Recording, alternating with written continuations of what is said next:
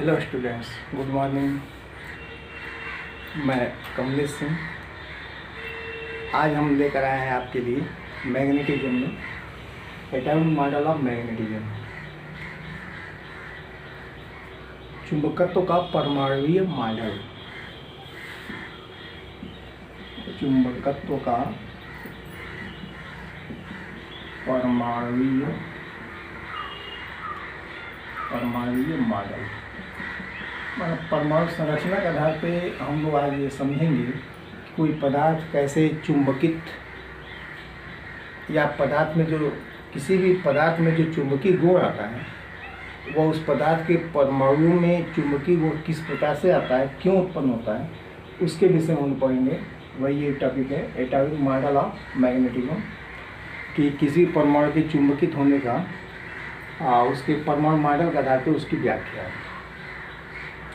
तो किसी भी परमाणु में जो मौलिक कण होते हैं, मुख्यतः उसको हम लोग प्रोटॉन, न्यूट्रॉन और इसके ऑर्बिट में इलेक्ट्रॉनों को माना जाता है। इलेक्ट्रॉनों की स्थिति आपको पता है कि किसी भी कक्षा में कितने इलेक्ट्रॉन होते हैं, कितने इलेक्ट्रॉन हो सकते हैं। तो इलेक्ट्रॉन जो परमाणु के नाभिक के चारों ओर विभिन्न कक्षाओं में अपने विभिन्न निश्चित कक्षाओं में चक्कर लगाते हैं, तो इस चक्कर लगाने इलेक्ट्रॉन के पास दो प्रकार की गति होती है। एक तो गति होती है जो जिसके कारण से इलेक्ट्रॉन जो है इस नाभिक के चारों ओर घूमते हैं, उस गति को हम लोग कहते हैं वृत्तीय गति। वृत्तीय गति, और वृत्तीय गति के साथ साथ इलेक्ट्रॉन जो होते हैं अपने अक्ष पे भी किसी न किसी दिशा में घूमते हैं। इसको हम लोग कहते हैं स्पिन मोशन या चक्रण की गति। तो आवेश जब भी गतिशील होता है, चाहे जिस भी रूप में गतिशील हो, तो आवेश की गति के कारण जो लक्षण उत्पन्न होता है, उसका जो कैरेक्टर उत्पन्न होता है, उसके द्वारा जो गुण प्रदर्शित होता है, वो होता है विद्युत धारा का। और तो इलेक्ट्रॉन के मोशन से विद्युत धारा, और विद्युत धारा के कारण जो है मैग्नेटिज्म आता है। तो इलेक्ट्रॉन के इस वृत्ति या परिभ्रमण गति और चक्र गति के कारण जो है इलेक्ट्रॉन के द्वारा चुंबकत्व का गुण उत्पन्न होता है। अब इसमें होता यह है कि जिन कक्षाओं में या कक्षाओं की उप कक्षाओं में इलेक्ट्रॉन पेयर्ड होते हैं, तो इलेक्ट्रॉन के युग्मित होने के बाद स्थिति ये आती है कि इलेक्ट्रॉन का जो पेयरिंग होता है उसमें स्पिन मोशन के आधार पे उनके एक ही उपकोष के दो इलेक्ट्रॉन जो है कभी भी एक ही स्पिन मोशन में नहीं होते हैं।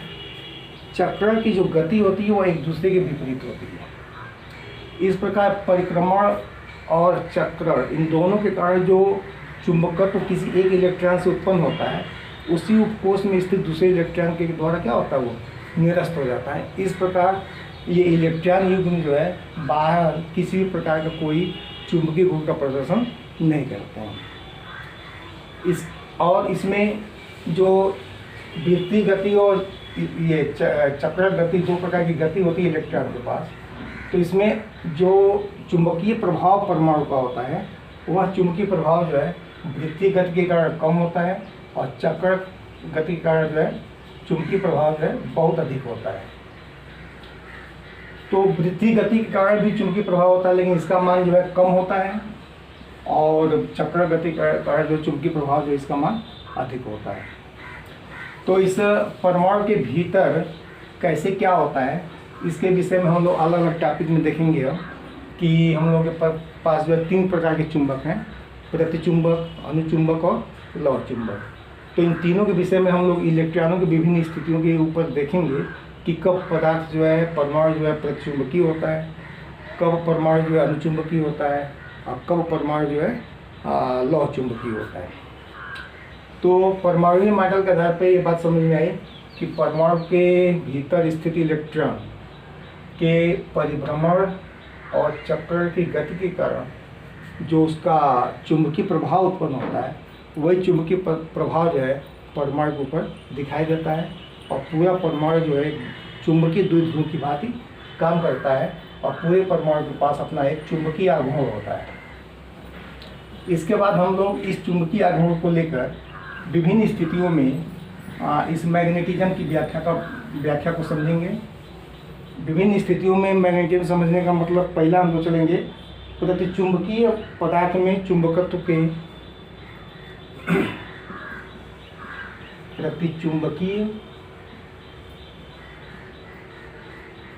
प्रतिचुंबकीय पदार्थ में चुंबकत्व के उत्पत्ति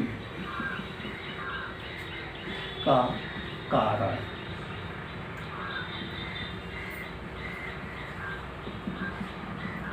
कि किसी पदार्थ में प्रतिचुंबकीय चुंबकत्व क्यों उत्पन्न होता है, इसके विषय में हम लोग पढ़ेंगे। तो प्रतिचुंबकीय चुंबकत्व केवल उन्हीं परमाणुओं में होता है जिनके परमाणुओं में इलेक्ट्रॉनों की संख्या सम होती है। सबसे पहले तो प्रतिचुंबकीय पदार्थ कहते किसे हैं? तो प्रतिचुंबकीय पदार्थ वे पदार्थ होते हैं जिनको चुंबकीय क्षेत्र में रखे जाने पर चुंबकीय क्षेत्र के विपरीत दिशा में अल्प मात्रा में चुंबकित हो जाते हैं। ऐसे पदार्थ को हम लोग प्रतिचुंबकीय पदार्थ कहते हैं। फिर पैराग्राफ चेंज करके लिखेंगे कि प्रतिचुंबकीय पदार्थ में इलेक्ट्रॉनों की संख्या सदैव सम होती है। इलेक्ट्रॉनों की संख्या सम होने से क्या प्रभाव पड़ता है? तो इलेक्ट्रॉनों की संख्या जब सम होती है तो ऐसे ही परमाणुओं में प्रतिचुंबकत्व को उत्पन्न किया जा सकता है। कैसे उत्पन्न होता है उसको अब हम लोग यहाँ समझेंगे। मान लीजिए आउटर मोस्ट ऑर्बिट में, इनर ऑर्बिट में भी है लेकिन आउटर मोस्ट ऑर्बिट में 2 इलेक्ट्रॉन है, या अंदर के भी जो इलेक्ट्रॉन युग्म में उपकोषों में उनके विषय में भी देख सकते हैं। इन पदार्थों को जब हम लोग बाह्य चुंबकीय क्षेत्र में रखते हैं तो बाह्य चुंबकीय क्षेत्र में जब ये परमाणु जाते हैं तो बाह्य चुंबकीय क्षेत्र के प्रभाव से इसमें से इन दोनों में से वह इलेक्ट्रॉन जिसका चुंबकीय आघूर्ण इस बाह्य चुंबकीय क्षेत्र की दिशा में है, मान लीजिए इसका चुंबकीय आघूर्ण इस दिशा में है और इसका चुंबकीय आघूर्ण जो है इस दिशा में है, निश्चित एक दूसरे के विपरीत ही होगा। तो जिन परमाणुओं का चुंबकीय आघूर्ण की दिशा जो है बाह्य चुंबकीय क्षेत्र के अनुदिश पड़ता है उसका चुंबकीय आघूर्ण बढ़ जाता है।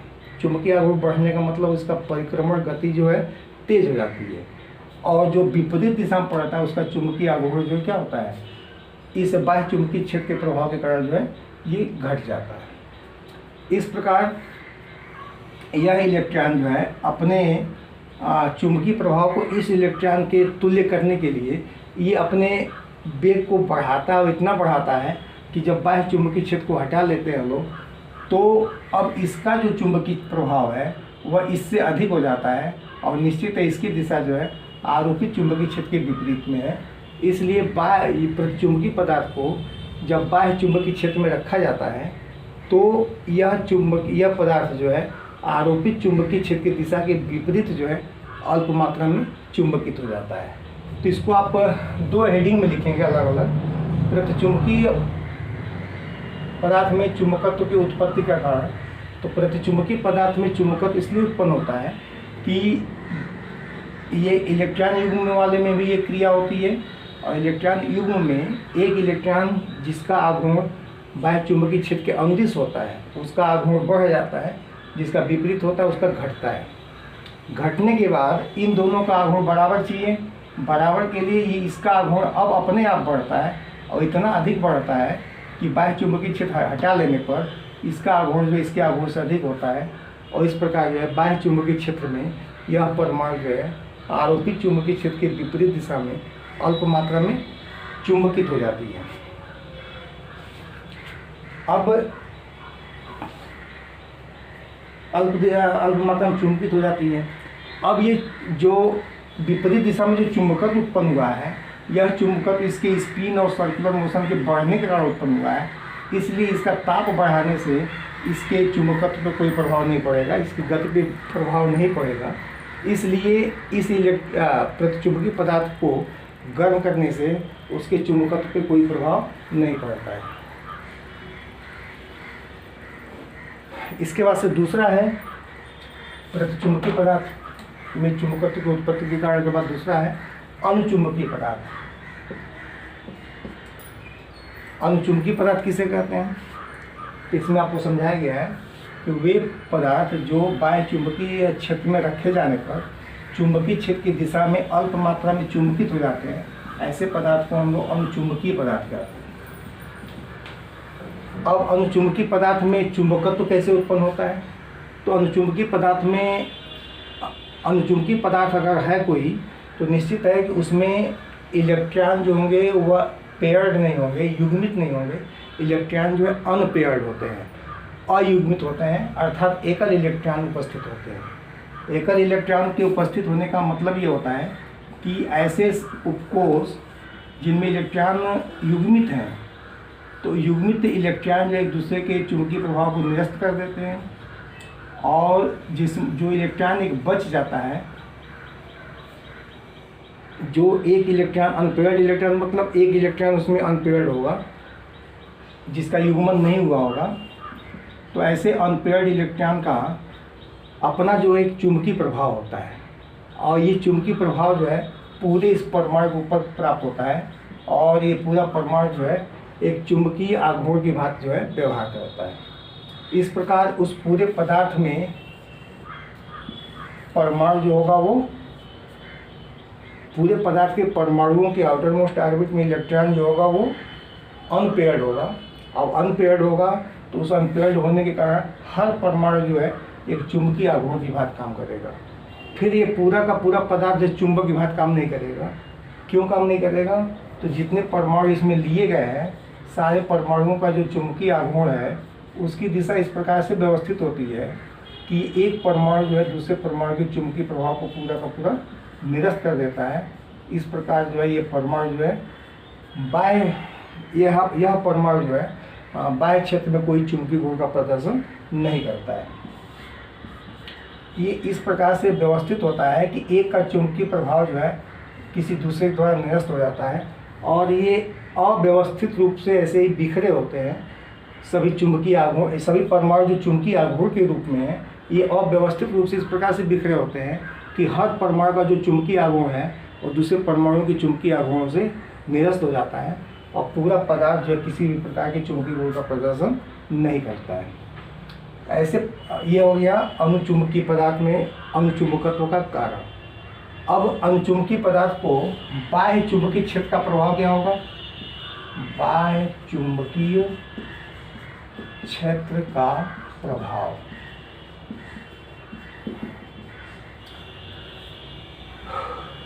इस अनुचुंबकीय पदार्थ को जब बाह्य चुंबकीय क्षेत्र में रखा जाता है, तो इस अनुचुंबकीय पदार्थ का जितना परमाणु ये जो है रेंडम रूप में ऐसे बिखरा हुआ है, ये बाह्य चुंबकीय क्षेत्र के प्रभाव में क्या होता है, सभी ये परमाणु जो है एक निश्चित दिशा में संरेखित हो जाते हैं, और जब निश्चित दिशा में संरेखित हो जाते हैं तो पूरे पदार्थ का जो है इन सभी परमाणुओं का जो कुल चुंबकीय प्रभाव है सभी परमाणुओं के चुंबकीय प्रभावों के सदिश योग के बराबर हो जाता है। इस प्रकार अब चुंबकीय क्षेत्र हटा लेने पर यह परमाणु जो है एक चुंबक की भांति काम करता है।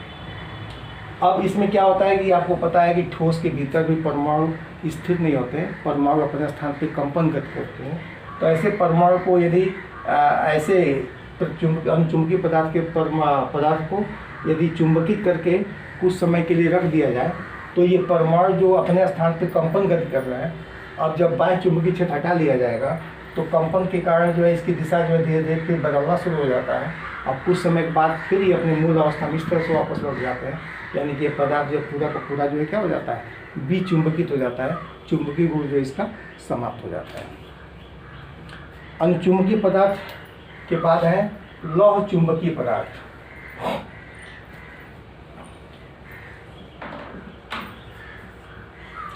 लौह चुंबकीय पदार्थ में चुंबकत्व की उत्पत्ति का कारण, तो लौह चुंबकीय पदार्थ भी इस प्रकार का पदार्थ होता है कि उसके परमाणु के आउटर मोस्ट ऑर्बिट में एक इलेक्ट्रॉन अनपेयर्ड होता है। आउटर मोस्ट ऑर्बिट का एक इलेक्ट्रॉन जो है अयुग्मित होता है, उसका कोई युग्म के रूप में दूसरा इलेक्ट्रॉन उपलब्ध नहीं होता है। तो ऐसे पदार्थ ही लौह चुंबकीय पदार्थ बनते हैं, और ऐसे ही पदार्थ जो अनुचुंबकीय पदार्थ बनते हैं। तो अंतर क्या है लौह चुंबकीय और अनुचुंबकीय में, क्योंकि दोनों में अनपेयर्ड इलेक्ट्रॉन को बताया जा रहा है। तो अंतर ये है कि अनुचुंबकीय पदार्थ का प्रत्येक परमाणु जो है अव्यवस्थित रूप से रहता है, मतलब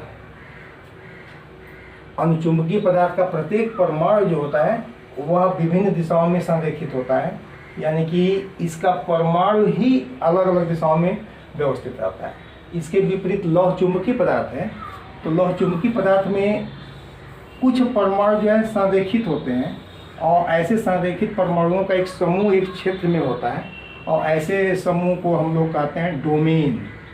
यहाँ बन जाता है डोमेन, और डोमेन में अगर परमाणु स्थित है तो इसमें जितने परमाणु होंगे एक डोमेन में, ये छोटे छोटे क्षेत्र बन जाते हैं, जिसमें परमाणु जो है क्या होता है कि निश्चित दिशा में संरेखित हो। अब यह एक डोमेन हो गया। इसी तरह का एक दूसरा डोमेन हो सकता है। अब दूसरा डोमेन होगा तो उसमें जो भी परमाणु होंगे वह एक दिशा में संरेखित होंगे, उनका चुंबकीय आघूर्ण जो एक दिशा में होगा। इसी तरह का तीसरा डोमेन भी हो सकता है। अब ये डोमेन इस प्रकार से अव्यवस्थित हो रहे हैं, जैसे इसमें परमाणु अव्यवस्थित होते हैं वैसे इसमें डोमेन अव्यवस्थित होते हैं, और इस प्रकार से अव्यवस्थित होते हैं कि ये एक दूसरे के प्रभाव को निरस्त कर देते हैं, और इस प्रकार जो यह पदार्थ भी बाह्य क्षेत्र में कोई चुंबकीय गुण का प्रदर्शन नहीं कर पाता है। इसमें परमाणुओं के अव्यवस्थित होने के कारण बाह्य क्षेत्र में चुंबकीय गुण प्रदर्शित नहीं करता है। इसमें परमाणुओं का एक समूह, छोटा सा समूह, लगभग इसमें ऐसे परमाणु की संख्या जो 10⁻17 से लेकर, ये लगभग एक डोमेन में 10⁻17 से लेकर 10⁻21 परमाणु होते हैं। 10⁻17 से लेकर 10⁻21 परमाणु, इतने परमाणुओं का समूह मिलकर डोमेन की संरचना बनाते हैं, और एक डोमेन में जितने परमाणु होंगे सभी परमाणु जो एक दिशा में संरेखित होते हैं। इस प्रकार अलग अलग डोमेन इस प्रकार से व्यवस्थित होते हैं कि एक का प्रभाव दूसरे डोमेन के प्रभाव से निरस्त हो जाता है। इस प्रकार जो है कि यह पूरा लौह चुंबकीय पदार्थ जो है बाह्य क्षेत्र में कोई चुंबकीय गुण का प्रदर्शन नहीं करता है। अब यदि इस लौह चुंबकीय पदार्थ को हम किसी बाह्य चुंबकीय क्षेत्र में डाल दें, या इस पर उच्च कोटि का कोई चुंबकीय क्षेत्र आरोपित कर दें, तो आरोपित चुंबकीय क्षेत्र के कारण जो है इसमें वह डोमेन जो बाह्य चुंबकीय क्षेत्र की दिशा में है उसका प्रसार होता है, जो विपरीत दिशा में उसका संकुचन होता है, उसका क्षेत्र कम हो जाता है। इस प्रकार अब हमारा जो पदार्थ है जिसमें सभी डोमेन जो अव्यवस्थित थे, उसमें बाह्य चुंबकीय क्षेत्र के कारण जो है इस दिशा में चुंबकीय क्षेत्र में स्थित परमाणु की संख्या बढ़ जाएगा, और बाकी दिशाओं में चुंबकीय क्षेत्र में स्थित परमाणु की संख्या क्या होगी, कमी हो जाएगी।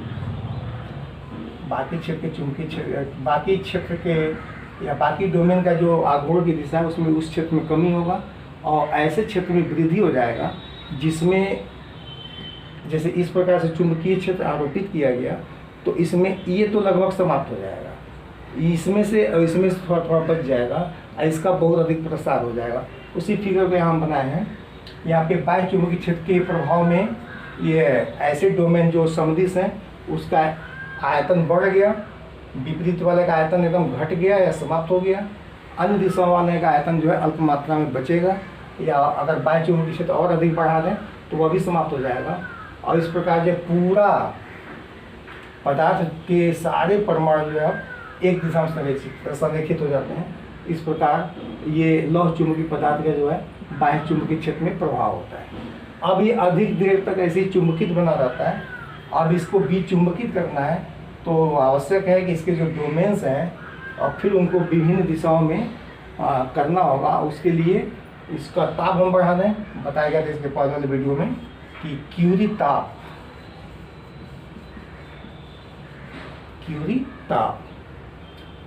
वह ताप होता है कि इस ताप तक किसी लौह चुंबकीय पदार्थ को गर्म किया जाए तो उस लौह चुंबकीय पदार्थ का चुंबकत्व क्या होता है, समाप्त हो जाता है। यानी कि इसके जो संरेखित हुए डोमेन हैं ये फिर जो है अपने मूल अवस्था में वापस लौट जाते हैं और फिर ये पदार्थ जो क्या हो जाता है, विचुंबकित हो जाता है। या इसको बहुत तेज पीट दें, हथौड़े से पीट दें, या इसको किसी ठोस स्थान पर पटक दें, तो पीटने और पटकने के कारण भी ये जो संरेखित हुए क्षेत्र हैं फिर ये असंरेखित हो जाते हैं और इस प्रकार जो चुंबकीय गुण या तो घट जाता है, नहीं तो पूरा का पूरा क्या होता है, समाप्त हो जाता है।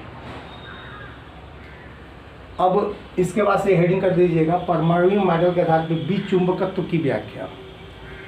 किसी भी चुंबक को उसके चुंबकीय गुण को समाप्त करने की प्रक्रिया को कहते हैं विचुंबकन।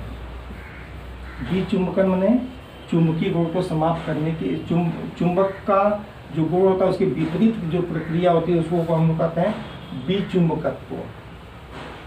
तो परमाणुीय मॉडल के आधार पे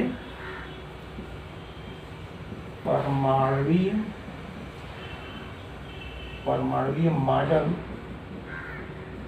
के आधार पर विचुंबकत्व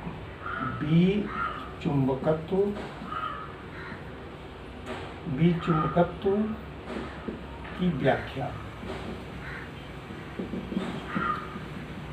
तो विचुंबकत्व कैसे करते हैं परमाणुओं को, तो अभी आपको हम अनुचुंबकीय और लौह चुंबकीय दोनों में समझाएं कि परमाणु जो होते हैं वो ठोस के भीतर भी स्थिर नहीं होते हैं, उनमें कंपन गति होती है। उस कंपन गति के कारण जो परमाणु का जो स्थिति होता है वो बदलता रहता है। अब परमाणु की स्थिति के बदलने के कारण जो है कि परमाणुओं में होने वाले कंपन के कारण उसके जो चुंबकीय आघूर्ण की दिशा है, चुंबकीय आघूर्ण की दिशा जो है लगातार क्या होती है, इसमें दिशा में बदलाव होता है। दिशा जो है धीरे धीरे क्या होती है, दिशा धीरे धीरे बदलता है। मान लीजिए ये परमाणु संरेखित है तो ये लगातार कंपन के कारण इसकी दिशा जो धीरे करके ये क्या होता है, बदलता जाता है। और इस बदलने के कारण जो है फिर ये परमाणु जो है चुंबकित परमाणु से विचुंबकीय परमाणु में ये परिवर्तित हो जाता है। या इसको हम जब हथौड़े से पीटते हैं तो हथौड़े से पीटने के कारण भी ये अचानक से जब इस पर आघात किया जाता है तो ये जो कंपन की गति है सब में डिस्टर्बेंस उत्पन्न होता है।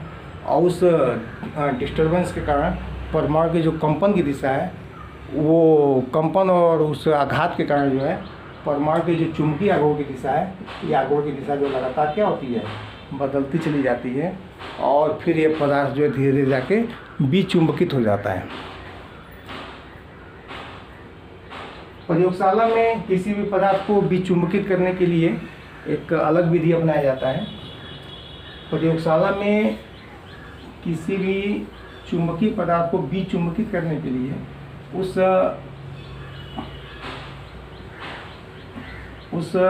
चुंबक को हम लोग धारावाही परिनालिका के भीतर ले जाते हैं, धारावाही परिनालिका के भीतर रखते हैं और इसमें प्रत्यावर्ती धारा प्रवाहित करते हैं। धारावाही परिनालिका के भीतर स्थित उस जिस पदार्थ को विचुंबकित करना है उस पदार्थ को हम लोग धारावाही परिनालिका के भीतर रखते हैं और धारावाही परिनालिका के भीतर रख के उसमें हम लोग AC करंट प्रत्यावर्ती धारा प्रवाहित करते हैं। और प्रत्यावर्ती धारा प्रवाहित करके धारा का मान धीरे धीरे घटाते हुए जाते हैं, अंत में ले जाकर धारा के मान को शून्य कर देते हैं। तो इसमें रखा हुआ चुंबक का चुंबकीय गुण भी धीरे धीरे समाप्त होते धीरे धीरे कम होते होते अंत में जाके समाप्त हो जाता है। तो किसी भी परमाणु को किसी भी चुंबकीय परमाणु को विचुंबकित करने के यही मुख्य रूप से दो उपाय हैं। एक तो 3 उपाय है, तीव्र ताप का गर्म करना या उस पर आघात करना या उसको किसी धारावाही परिनालिका के भीतर रख के उसमें प्रत्यावर्ती धारा के मान को प्रवाहित करा के धारा के मान को घटाते अंत में धारा के मान को शून्य कर देने से भी उस पदार्थ का चुंबकीय गुण जो है समाप्त हो जाता है। ये जो पूरे वीडियो में अब तक देखा गया चुंबकत्व का परमाणुीय मॉडल और बाह्य चुंबकीय प्रभाव में प्रतिचुंबकीय, लौह चुंबकीय और अनुचुंबकीय चुंबकों का व्यवहार और इनको विचुंबकित कैसे किया जा सकता है, ये पूरे टॉपिक को मिला के बोर्ड पेपर में ज़रूर कहीं न कहीं किसी न किसी प्रकार से एक प्रश्न अवश्य ही होता है। इन तीनों में से किसी एक के विषय में पूरा डिटेल पूछ देंगे फुल क्वेश्चन में, अदरवाइज छोटे प्रश्न में भी यहाँ से प्रश्न बनता है। एकदम थियोरेटिकल पार्ट है और बहुत ही सरल है, तो इसको बहुत अच्छे से अगर मेहनत से तैयार करेंगे तो बोर्ड परीक्षा के लिए बहुत ही उपयोगी पॉइंट है। परमाणु मॉडल के आधार पे इस चुंबकत्व और चुंबकत्व की व्याख्या। बाकी इसके बाद जो है चुंबकीय गुणों में शैथिल, ध्यान, निग्राह्यता और धारणशीलता, ये 3 टॉपिक हैं और बहुत इंपॉर्टेंट वो भी है। तो अगले वीडियो में हम लोग धारणशीलता, निग्राह्यता और शैथिल ध्यान इसके विषय पढ़ेंगे। ओके।